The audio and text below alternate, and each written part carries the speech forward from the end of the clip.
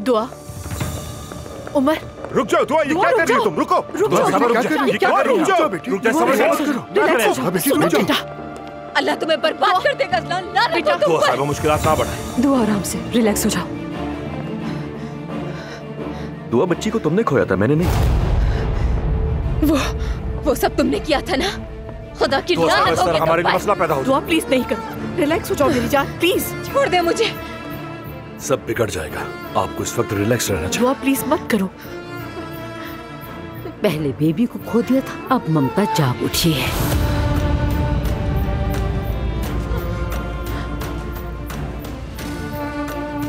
बेटा, क्या ये सच है? जी हाँ, सच तो यही है बाबा। खुदा का शुक्र है कि ड्राइवर आया और उसने हमें बताया, वरना दुआ साहिबा ने ये सब कुछ हमें कहाँ बताना था। या अल्लाह, तेरा शुक्र है।